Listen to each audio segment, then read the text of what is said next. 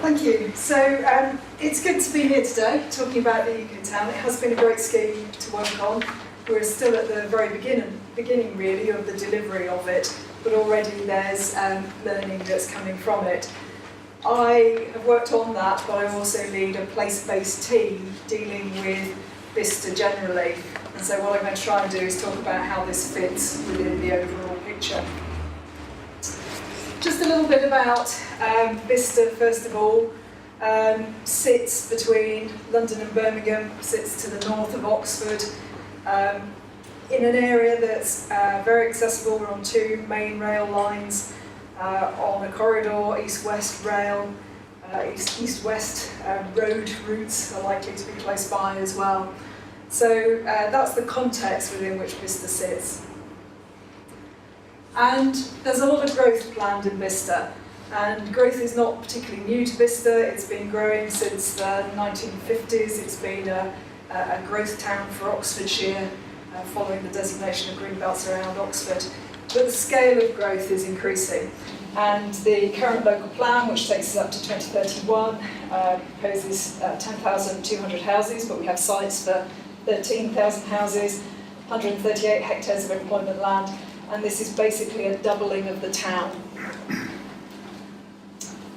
We've got a local plan, it's an adopted local plan, and it has three key policies relating to water and the water environment.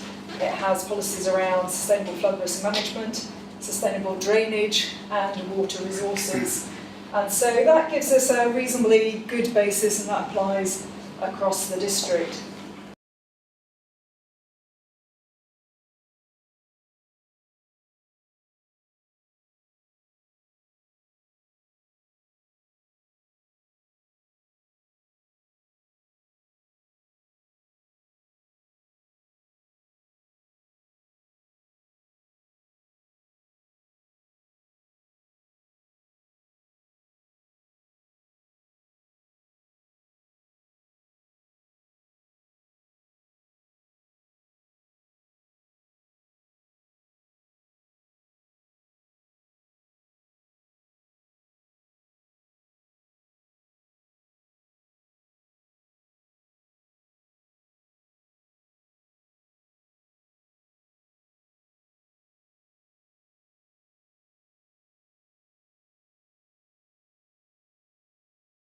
Sustainable drainage. One sewage treatment plant in the town, that's a bit of an issue currently around capacity and growth, and there's some issues of water quality, and it is an area of water stress. That's really just to give you some context. When it came to eco-towns, these were a 2007 central government initiative, and what they were looking to do was increase housing delivery, move faster to address the impacts of climate change, create sustainable communities, and be attractive places to live. Not a lot has changed. I think there's much less emphasis these days on climate change, but we're still looking to increase housing delivery. We need to still create good quality places. So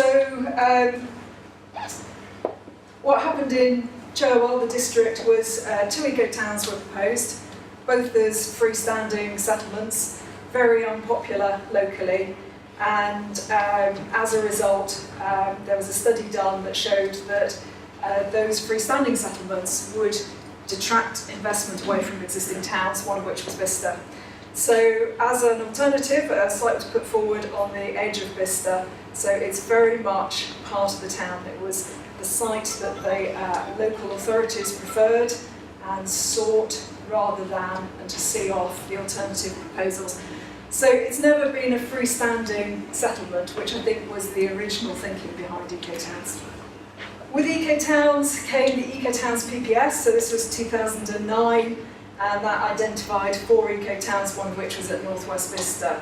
What it also set out was standards for eco-town developments, and these have really been key to driving the standards and the work that's been done to provide development to higher standards. And thinking at the time was that by bringing forward these eco-town sites, which were to a degree outside the normal planning process, there was the ability to capture some of the land value and actually therefore pay for some of these things. So that's the background and the context.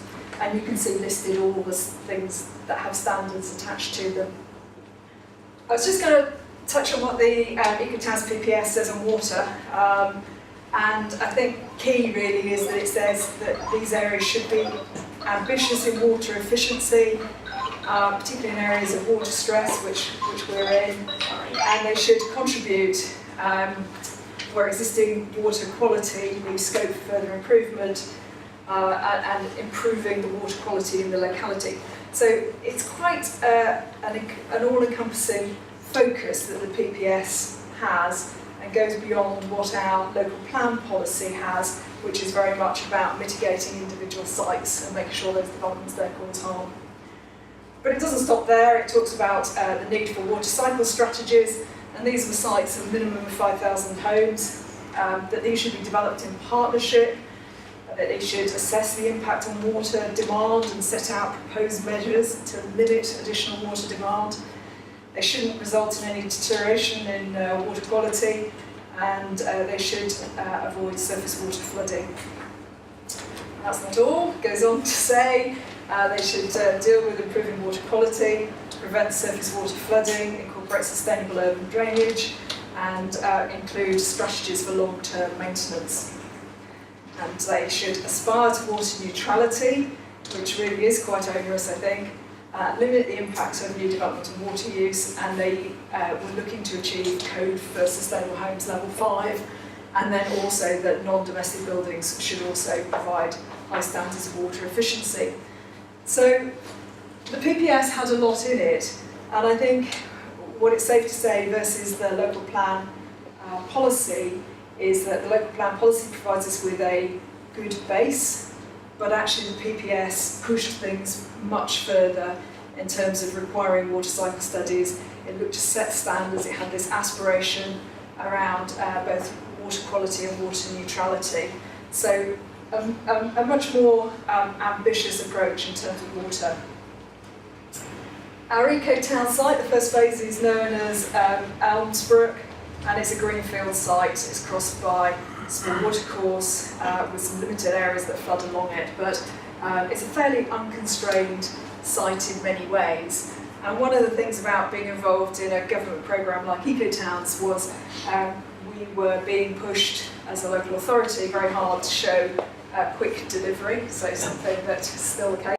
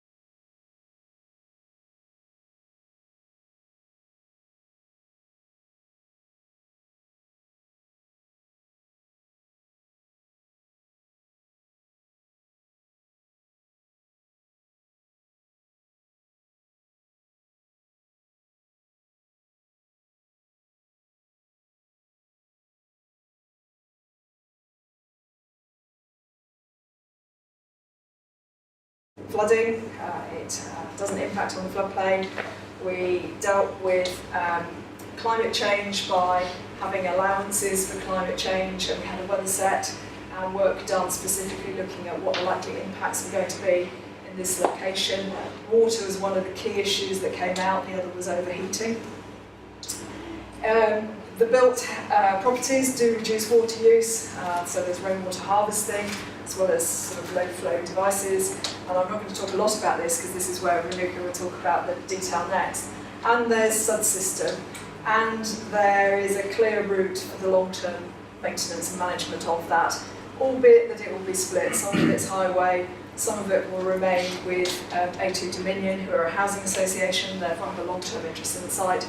Some of it will go into open space areas and be adopted as part of that. But as well as that, the development doesn't just deal with water. It has looked at sustainable construction, has looked at zero carbon and set out to achieve that, net biodiversity gain, a target around job creation, very ambitious targets around modal shift. So it really tried to take a very holistic approach to dealing with sustainability.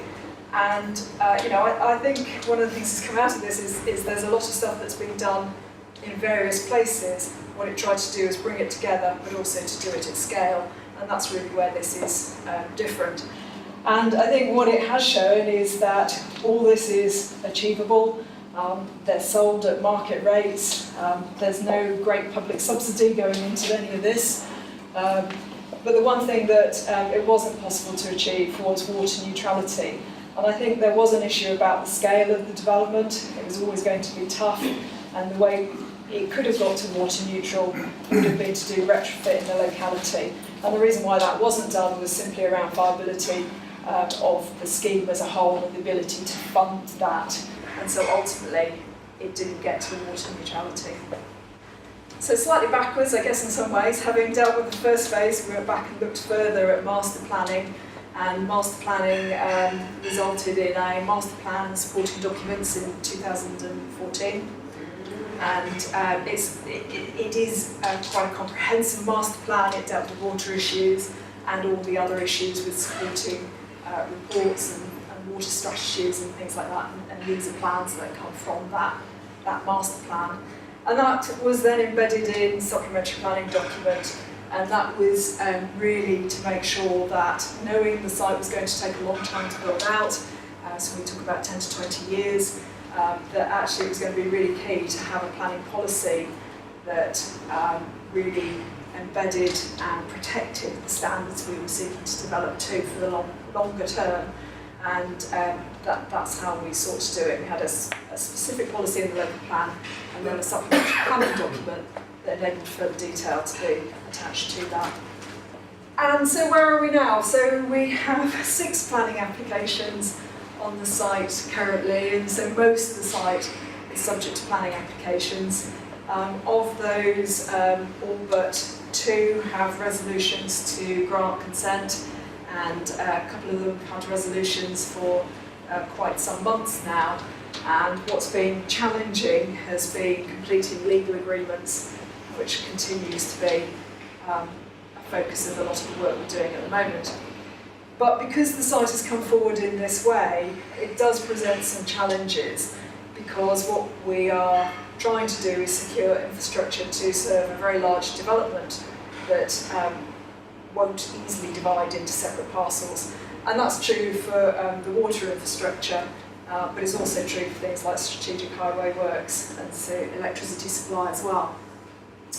So that's one of the challenges. So some of what's proposed, some of the detail around SuDS, it's perfectly sensible to deal with it on a sort of application by application basis, but there is some other things which it doesn't make so much sense to. So certainly when we start looking at how foul drainage is dealt with and whether there's a need to provide a separate sewage treatment works on site, then actually it would be easier if we had one developer leading all this. But it's a very large site, we're not in that position, the site was in multiple land ownership, so we are now trying to coordinate and make sure we get the comprehensive approach.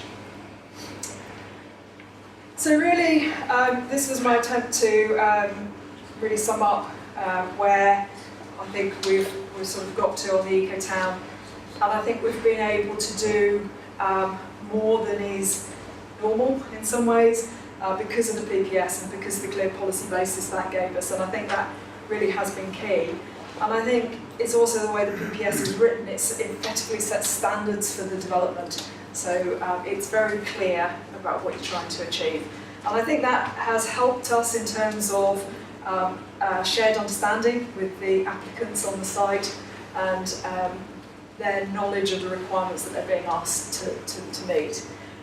So I think that has been helpful to us.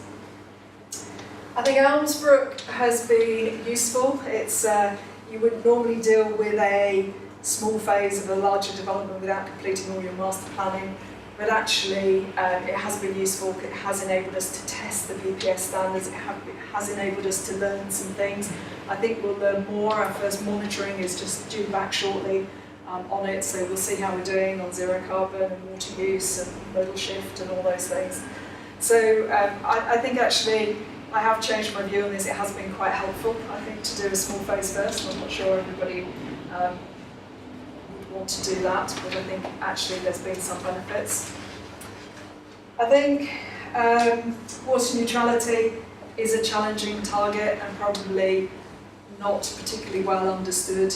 I think there's a whole issue about at what scale you're trying to achieve water neutrality, how important it is, what the cost is, and I think that remains an issue, to be honest. And it's an issue that is coming back sort of into our local plan thinking. We've got some work going on at the moment around ecosystem services and some a district-wide water cycle study. And one of the issues coming out of that is, well, actually, how do you reduce water use? Can you get to water neutrality? What are the implications? Where does retrofit sit in this? How do you fund retrofit, importantly? So I think there's still quite a lot to be done on that area of work. I think the other thing I would say is that I think it's easy to overlook some of the issues around water. If there's a drought or if there's flooding, they're top of the list of priorities. The rest of the time, they slip down below other things, whether it's issues around transport or community facilities or education. And but it seems to me that we have an opportunity now to actually plan properly for the future, and that's really what we should be doing. Thank you.